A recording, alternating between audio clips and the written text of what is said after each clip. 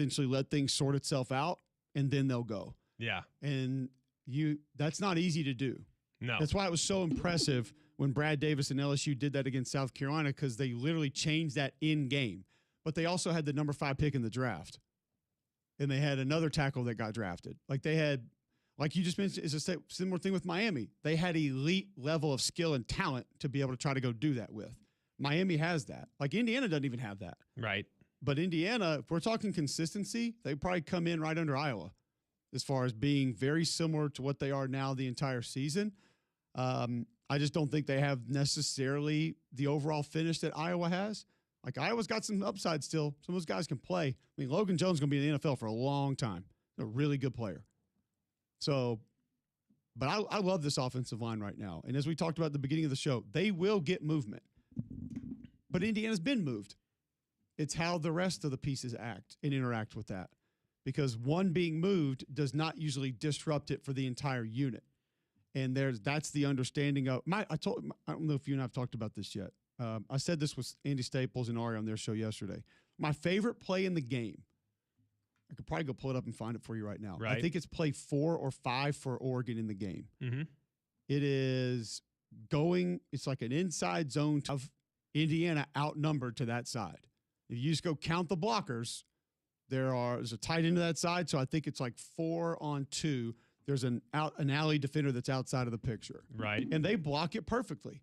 And there is a run stunt where the end goes in and the nose is coming out. And because this zone play to the left already has the numbers, the thing starts to collapse towards the middle of the field. Mm-hmm. Like they've got it walled off. If you stop the play and say, look at this, this is exactly how you draw it up. The lane for the back is exactly where it's meant to be hit. Literally all he has to do is go.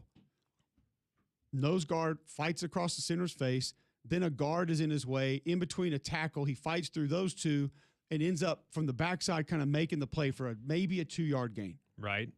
And Oregon fans might see that and say, hey, positive yards. All right, 2nd and 8, 2nd and 7, not too bad. Not too bad. We got some things going. I look at that and say, that was a huge victory for you pre-snap. That was a monumental win pre-snap because you had them misaligned. You had numbers. You had the correct play call, the exact play call you wanted, and you got 3 yards max. Yeah. And by the way, had it blocked up initially the way you wanted it. Blocked up. Had the run stunt called that you would have literally asked them to run, please move your D end inside and just try to get that nose back out here where we're going. Because it ain't going to happen. Not going to happen. And the next thing you know, he fights through 2 guys, and it does happen. That, what you mentioned earlier, my favorite word with Indiana is strain. It's on defense. It's on offense. I don't know if it's on special teams. But they strain you. Like, they make you work for everything. Yeah. That's the difference. Because you'll get them, and you'll have them, and you'll beat them, but very rarely is it going to be a knockout blow. Right. Like, they withstand punches better than any team I've seen this year. Now, Miami might throw some different punches at them. Yeah. Like, this might be Deontay Wilder haymakers. Fair. So, have they seen these before?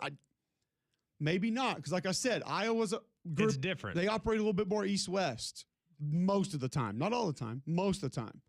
They'll turn downhill and get you occasionally. Right. But that's what's going to be fun about this is Miami is going to survive this one.